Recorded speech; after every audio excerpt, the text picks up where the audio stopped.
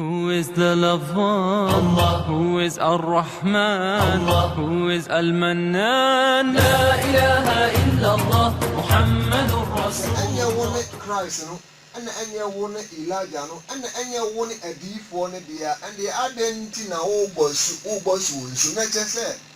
Na Israel fo no ni dasa nkofo miensa na eba.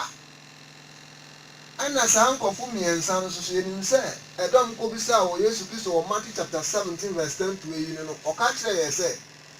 John de odifo John de wa badada.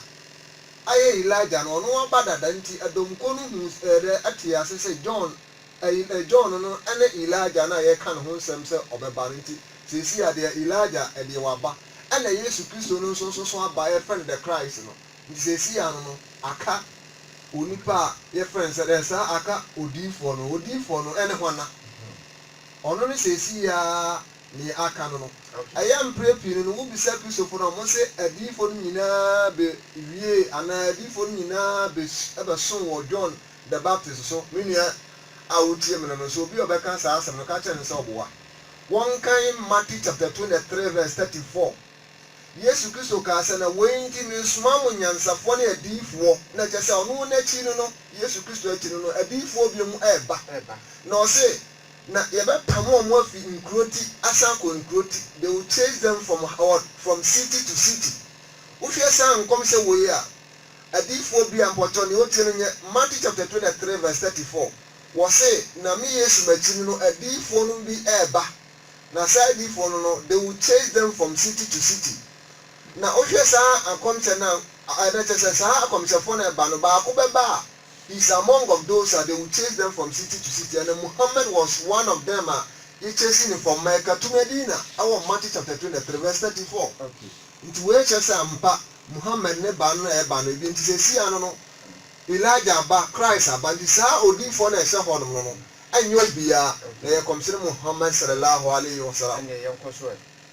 nti se sanso yantu ya so di to no nti ono so de ho de wo mu nyina ne sai enti se ya hwehwe odifo no dia se ya hwehwe odifo no dia anye na uko ditono Moses nso waba beka a describe se de odifo no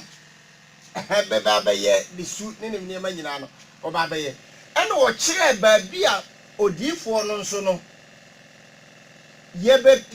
obepie wasa kire ho eduka Deuteronomy chapter 34 verse 10 mutieni yo chiro ye pa 34 verse 10 was it, and there arose not prophet since in Israel like unto Moses whom the Lord knew face to face. Was it therefore after that nyame esuma no bebrebe adiako Israel bi mu no was it nyame mfa odini bia emfri Israel bim because they said the Levite abusuan mu na adifo de den efri ana Moses abeshem kom say Israel no was nyame mfa adifo biem empeja dini bia emfri ho bim ote say Moses what did they mention what is say tell mama kan here Deuteronomy chapter 34:10 but so throw away pa and there arose not a prophet since in Israel so like unto Moses was it odifo bi ansan sori biem after difo anyame asende wo mo no odifo bi ansan sori biem otise Moses anyame nim no face to face nti na odifo bi ansori Israel mu biem otise Moses awurade no ni nya nkita ho emu doye etese Nyankopon nyi odifo bia wo Israel bi mu otise Moses biom ana Deuteronomy 18:18 no Deuteronomy 18:18 no so we Deuteronomy chapter 18 verse 18 was it the Lord even starting from 15 was it the Lord that the Lord thy God will raise up unto thee was it Nyankopon no so wabema mo odifo from the midst of thee ofri wunuanum the midst of thee ofri munuanum So de be channel was say odi4 Deuteronomy verse 15 nyame beba mo odi4 bi a wo free mu amunuanem wo free mu was free mu of thy brethren o free mu ankasa amunuanem like unto me or to say me unto him ye shall hearken was say or to say or no Moses was odi4 bi be yi one can say when you was say first one was say 1 year odi4 bi a free Israel bi what is it? what is no Moses and the second one was saying nyame be yi odi4 bi a what is say or no Moses e o free wono ni nuanim say Moses ni nuanim no ne hwan so ye nyina ye nim say yana na Abraham and na wo san kwada mienu we Ishmael ni Isaac and na Isaac woman nyina so woman ye Isaac ni Ishmael nyina no woman ye legitimate sons of Abraham woman ye Abraham and na papa so and na wo woman nyina and na Moses na want to aso no and ye di babanya Mary ye di banya Yesu Kristo ana meboa sanso na Ishmael na want to aso no and ye di babanya Abdul Muttalib ana ye di babawo komseni Muhammad nyankopon na sumdwe enka wo nyina ejisa nuanom mienu na ye ka ho asem na eni o awo mu nuanom obi anim se Ishmael ni nuane Isaac obi anim se Isaac ni nuane Ishmael ene nyankopon se wo be hira Abraham asefo nyina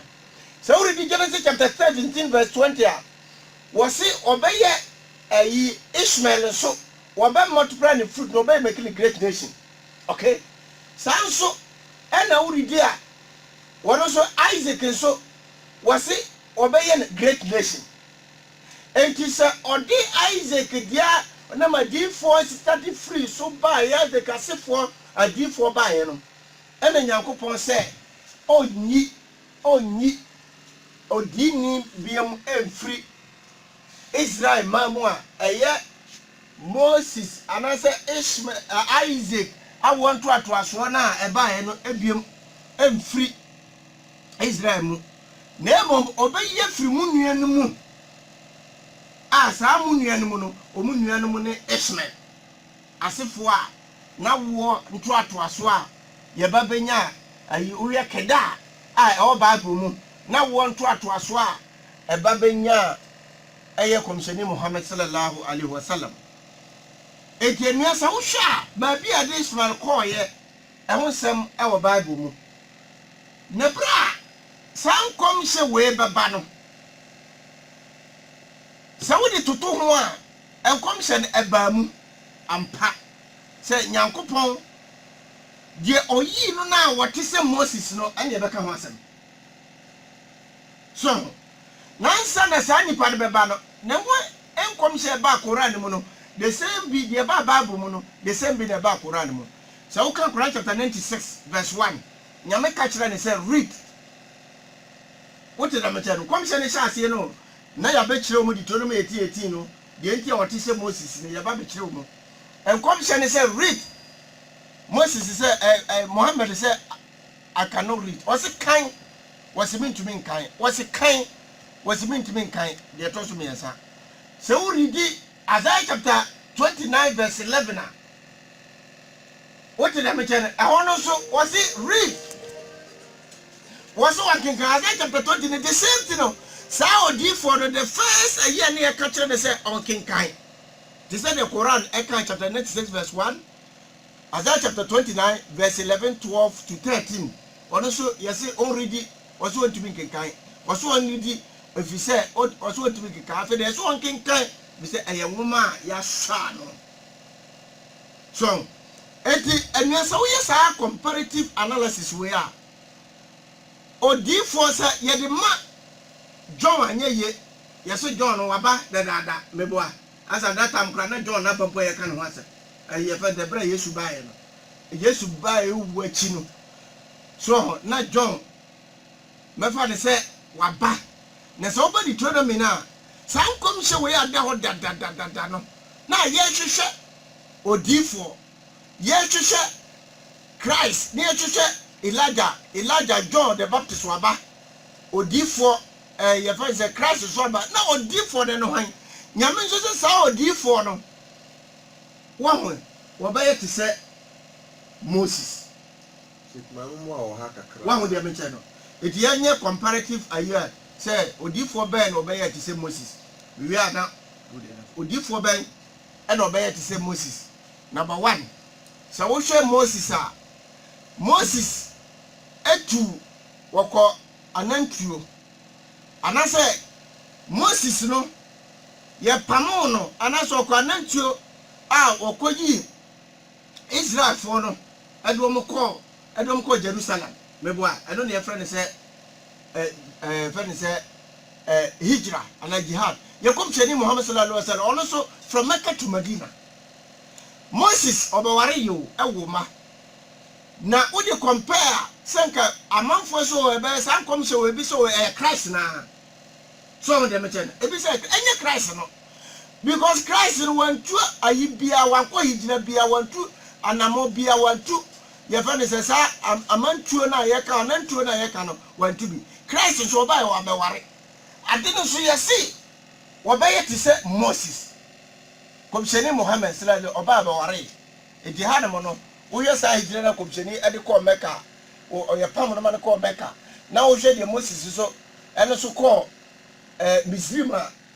so on deɛ mekyɛ no na wode compare wei na ɛfa. Number 2 sɛ wohwɛ Moses nso so ɔba bɛware na kɔmhyɛni Muhammad san bɛware a na ɛno so wode compare na kyɛ sɛ ɛno so ɛfa. Number 3 yɛn kɔmhyɛni Muhammad sallallahu alaihi wasallam Nyankopɔn ma ne Quran a mmara ayɛ mu ma saa ne Nyankopɔn nso ma Moses mmara eti Yesu so ba yɛ mmara bia de hɔ ma yɛde ma because John chapter 5 verse 45 John chapter Matthew chapter 5 verse 17 wɔsɛ ma mo susu sɛ mba bɛsɛ adiifoɔ no na me ba bɛsɛ ne ma ɛsoro ɛne asase ntwamu no wɔsɛ atwere dia eti adiifoɔ no anaasɛ mmara no Yesu Kristo so wama mɛsɛ nti ɔno deɛ wamfa mmara ma yɛama ne mmara sɛdeɛ yɛde 10 commandment no ɛde ma ɔba bɛtoo saa 10 commandment no sɛ ɛyɛ adwuma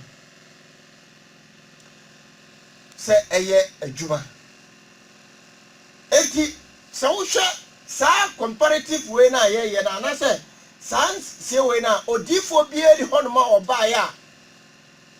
na wɔwɔ saa esu way no ma yɛahyɛ ne ho nkɔm ato hɔ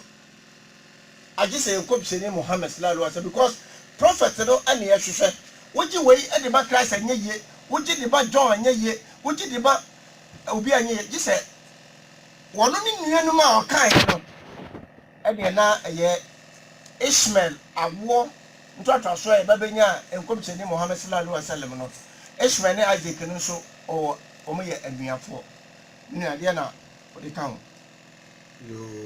chekia da se no sɛ ɛno ana yɛyɛ no nti yɛsrɛ mo atiefoɔ montie yie paa montie nsɛm yie na mon document monteki note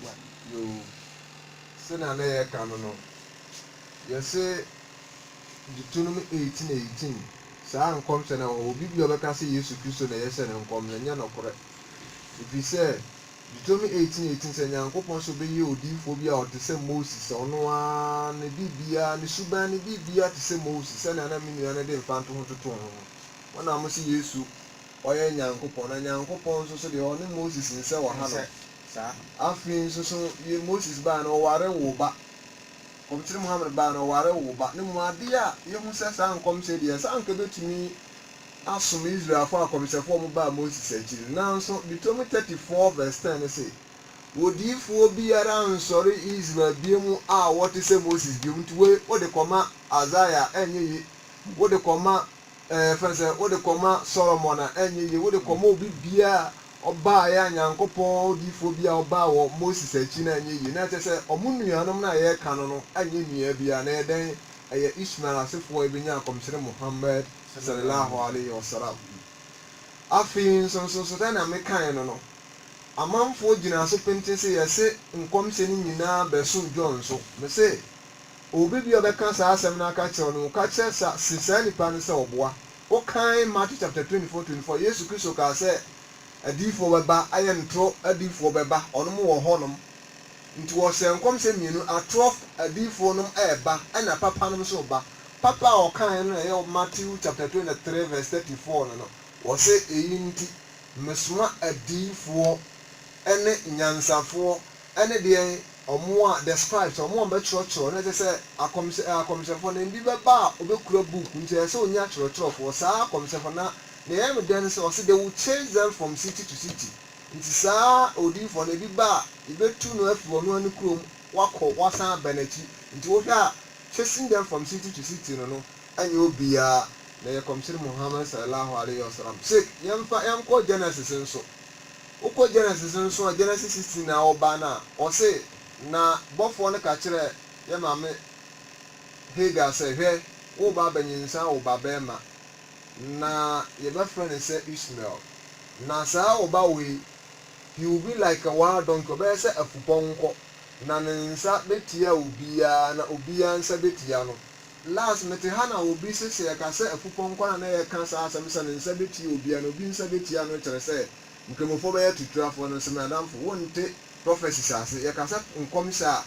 nkɔmhyɛ biara Bible anaa aboa biara Bible ɛyisu Bible no ɛbobɔ ɔmo din bi a wɔde ka asɛm biara no gyina hɔ ma they have in-depth meaning anaasɛ gyina hɔ ma nsɛmpo bi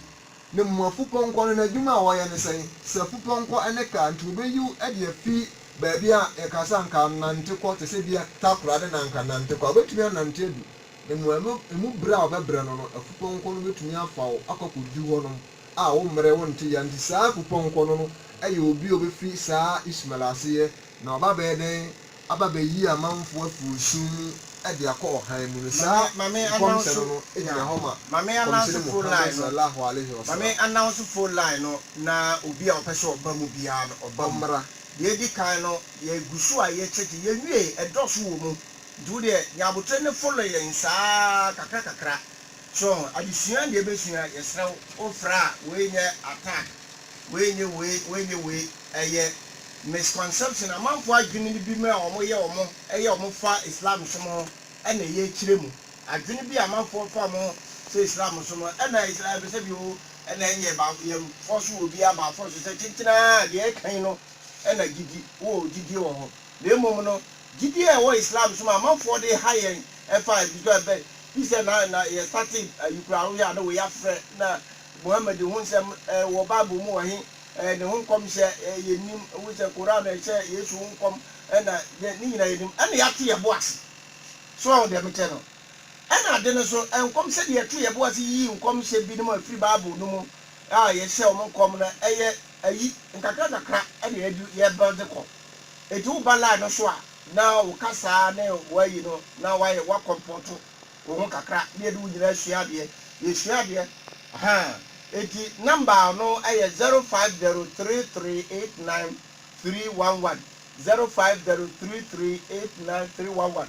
wobɛtumi nso ɛde afa 0550003821 0550003821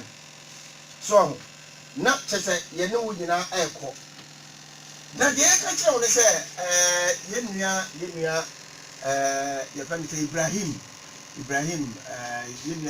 a yɛyɛ NDC for no organizer Ibrahim munim nyama ɛyɛ abom a ne baba ɛyɛ ayefo yɛankasa ayefo nkɛmofo ayefo ɛwɔ blog the blog so eti nyama yɛ abom nkɛmofo nyinaa ne akisofo nyinaa sɛ mɔmra ayefo no ɛwɔ hɔ inshallah deɛ ɛtɔ so bie mu no yɛnana yɛnua baako so a nakom yɛfrɛ no anti Najat also nyankopɔn nhyira wo bebree yɛti wo paa woyɛ adeɛ wote afie no ho a wotie obi biaa nkyɛfoɔ tie kumatefoɔ tie obi a kyɛ sɛ far away aburokyerɛfoɔ ɛtie yɛbie line no atum sɛ wɔ haw bi a yɛgu so wei yɛ obi ka introduction ɛna yɛne woyɛ no a yɛbɛwura mu kakra na yɛbɛba bɛkyerɛw sɛ Mecca baabi a saa odiifoɔ no ɛkɔkɔ tenaeɛ no yɛbɛba bɛkyerɛ wo baabi ɛwɔ saa nso na bepɔ na yɛ Safa wal Marwa saa two hills na Muslimfoɔ yɛkɔ hajj no baabi a saa odiifoɔ no ɛbɛtena yɛ a ɔsom nyame no nso no yɛbɛbom akyerɛ wo bepɔ a yɛfrɛ no Paran ɛda Bible no mu yɛbɛka ho asɛm akyerɛ wo Zamzam baabi a nsuo yɛ a yɛkɔ yɛ ɛno nso yɛbɛka ho asɛm akyerɛ wo ne nyinaa berɛ a yɛgu so a yɛrekɔ no na deɛ Yesu Kristo nso aba bɛkaayɛ ɛfa a kɔmhyɛni Muhammad so ɛno nso yɛgu so a nyame yɛ adom a next week so ho wobɛte saa nsɛm no nso ɛwɔ so na wo nso deɛ ayɛ adesua na mmom deɛ ɛyɛ no nyinaa ne yɛdwa toto hɔ no so na wo nso dwa toto hɔ no adeɛ bi kyerɛ w'adwene a ɛno ara ne sɛ wobɛfrɛ line wei sei 0243437176 wofrɛ a yɛne wobɛtena ase ne yɛayɛ wo saa kyerɛkyerɛ no ama ada sɛ wobɛte ase a wonte ase ne nyinaa no na you live in peace so ho deɛ mekyɛ no asomdwe na yɛkɔ enti wei deɛ the prophecy of Muhammad ɛwɔ Bible mu ne yɛka sɛ Deuteronomy chapter 18 verse 18 na ɛda hɔ no ɛyɛ Muhammad ho nkɔmhyɛ ɛna ɛda hɔ ti sɛ wowɔ asɛm bi anaasɛ adekyerɛ bi wɔ saa de no ho so a wobɛtumi akyerɛ ama yɛate ase a sɛ yɛ hwan a ɛne yɛahyɛ no saa nkɔm no a wobɛtumi de aba saa nkyerɛkyerɛ no koraa no sɛ yɛne nnipa no bebree ɛyɛ yɛyɛ bu abɔntene yɛyɛ bu hall yɛyɛ bu ayi a kyɛ sɛ normal thing a yɛde ɛyɛ nkyɛkyɛ ma amanfoɔ hu amanfoɔ sua deɛ bi ɛhu deɛ nneɛma a ɛwɔ Bible no mu ɛnkyɛ koraa no yɛba bɛyɛ bi kɛseɛ ɛwɔ ha nom a yɛnyinaa yɛbɛyɛ saa mpɛsɛpɛsɛ mu no na yɛhu eti namba no a wobɛtumi de afrɛ no yɛ 0503389311 wobɛtumi abɔ afa fidie no so na afei question bi a wɔ biara no na wode aba na yɛn nyinaa yɛada agye se yɛaka ho asɛm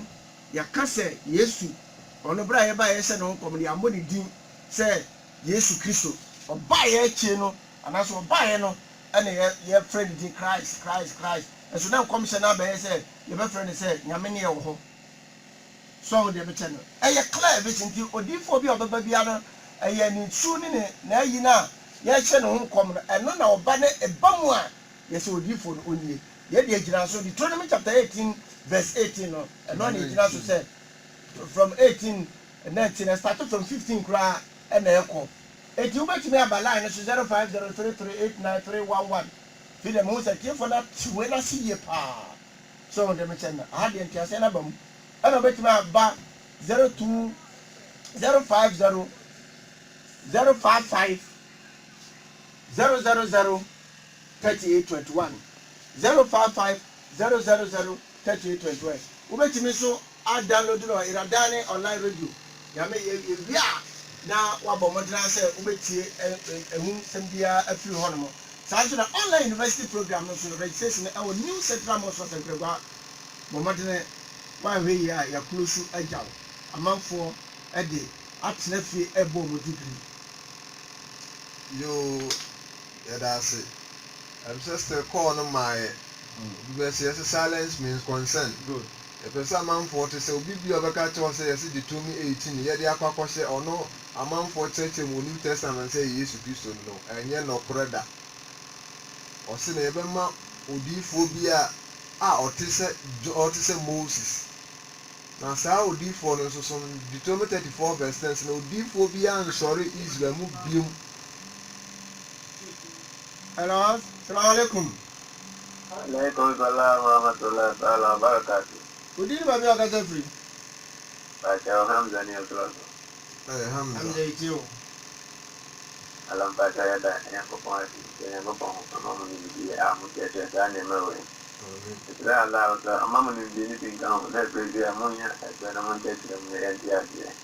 Yang nama dia tahu ke orang mana mu. Dia orang banyak di mana orang yang banyak. Yang mereka mu. Selamat. wa alaikum salam 05033899311 05033899311 saa nso na ɔbɛtumi aba 055000 0 3821 hello assalamu alaikum Walaikum salam Sheikh. Udini baby okase free. Pacho Mediane Mohammed and the point the Kasasi Yamu. Hey Mohammed. Won't come say anything here canon. Aha, Yanko Poncho the watch and always Shiramo. And then Ninja Manyama de Chile. They said they are more canon. There's no Gianni the GDA. Sir. NTA Club for your GDA, not in Canyon for other Trawa Montreal, your mono. Yes, sir. The man for the Sylvia Yanto was in our own tea. Which and I knew GDA no far now, dear Yajuma, and new GDA now, but not the own fine Yajuma, that's why battle without me, Uncle Ponder, Bigiano. Jake, what I'm saying this someone say, Uncle Ponquancha for now, small moon, part or no, my other was say. Manina me Yajuma, bye bye. Erase. Na omodoso Bible no antime amfa dini nyina ma Quran no so say no me 124,000 emu 25 pe na Quran ebebo edin emu 25 pe ya me share bibi 050 38 33 050 hello assalamu alaikum hello good morning. Good morning. We didn't maybe okase free. Okase free infa. Mumini. Yeti opa Osman. Yeti o yato nkana kasa Osman. Good. Me ba cho busa wai.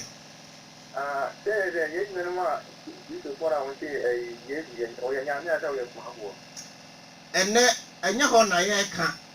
nemum ye ka ne se nkomshene Muhammad ehun nkomshe emse ye nua mota busa pa ye betra asema busa ne sei na maka na nkomshene nso Muhammad ra mo ka ne ho nkomshe be ne wo baabu no munyim ye mpie enti ano na yeguso a ye yibi apia yeguso a ye beyi mo e de apie ye di ka kire nkomshe ne ho ayi nyina ena afi ya kire se enne ba bia ya duru no ye Deuteronomy chapter 18 verse 18 ye se ho no san komshe no eye nkomshene Muhammad ne ho komshe na ye baba ye na ni di ni nkirase ni nyina no ye beba ye be yadma next week no ye bebo ni nyina e wo Bible no ma mo bi ahu na ba bia okotena ye ne niema ne ye obaye ni nyina wo Bible no mu ye be ka ho asem enyina a kire atiefo eye Islam som amanfo adwene a wo mo dwene efa Islam som na ye to ye bo ase na ya kire mo se ne be ya amanfo beti muslimfo ase e na omugidie no wo mo de attack ye ne a eti ya tu ye bo ase ya kwode afri Christianity abankra musom no ye nim de tu ni nyina eti ya sese ya tu ye bo ase ne cheche se de esitie na obi so ahu o kramoni ni aye se da ngide titie na wo kwa ya fiefie mu a me say wo kwa mi fie mi kodu fie mi fie nyina obu nyina pisofo na so wo ba ne yete oni edidi na ye nom na ye ayi a wankasa no wadi baji keke edu ba bia ne de saa ayi wo bi dia fam we say ena nkomche ne we say wo da bi we kwa ba bu mu ne nyina ya seresem ne ye koye dim di oso obeba no obeba na mom di ono so obeko Christianity no eno di obeko ena anase obeko koye Buddhism so wan eno obeko na mom nyame ama ho kwan Ezekiel Odifo Ezekiel chapter 2 wasi yankan semo no enkire se nipa no obefo wonfo yewie adwuma eti woso asade ne se esoma wo mu no bo ho dawuro ebia no wanya kra enti number no ye 050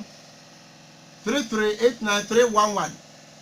yesramo iradani coordinators nyina no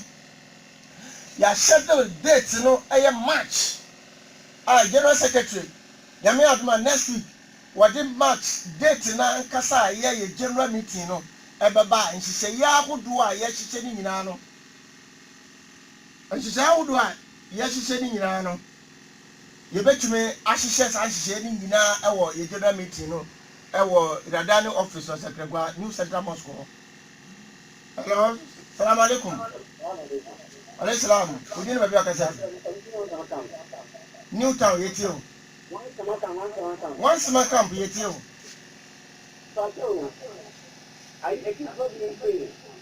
almost say, I think it's on the young woman. I thought I yes, no, I never. Almost said, yeah. Almost say, young people say, I think so many young people. Young people found any of them that I never. Oh, I'm about you. I know, a sum, and also a sum. Aha, na esomo ane gidie no se obasa obi a wonsum na gidie obi na okogya gidie no to nkyɛn de a te sɛ wo kramoni yɛ so wo nyankopɔn ba ko pɛ mensom mangi edua bi ani ensuo bi ani wan ani na sɛ wo yɛ kramoni na sɛ wo kɔgye saa gidie no atum a wo saa wo som no wo yɛ no kwa ɛno na ebi a wo betumi aka bibi saa na mmom no so no so ne som na wo mu no nhyehyɛ a ɛda ho dada na so wa nkɔmane amfa hyehyɛ ho a na wɔde nhyehyɛ pa na ɛwɔ Bible no mu na nyame de nyame aka ɛwɔ mu na ɔde yɛ adwuma na nya nyame no nipa ntumi emu atɛn na emu nyame na nkasa na bɛkɔ akɔbu yɛatɛn ɛwɔ dan kwama atemu da. Okay, take your time now. Your time na so na yɛ ka kyerɛ mo sɛ March Iradani coordinators ni yɛ coordinating meeting. Ɛhɔ ɛna yɛ ka sɛ March no obi a wɔse wɔpɛ sɛ ɔyɛ district executives ni biara da chairman ne secretary ne sremo momfa mo din nyina amra na yɛmfa mo ka coordinators no na monya adwuma ɛwɔ hɔ ɛmae ɛno nti obi bia a wɔpɛ sɛ wɔba Iradan Islamic Research and Dawah Network International wɔyɛ member de sremo a number ne 0243437176 0243437176 amanfoɔ de text messages bibrebe aba begu na so nyame adoma next week le ba ko chocho ni nyina na ya be kenkan text message no e de ama wo minua brother Osman na yene no aye kabo mo ya pempamo the prophecy of Muhammad in the Bible DJ says tin fidie no de ma yen na yama no Alhaji Shaban na edin no ye de ama no nyame adoma next week masa betu me di shake ama be focus ya salam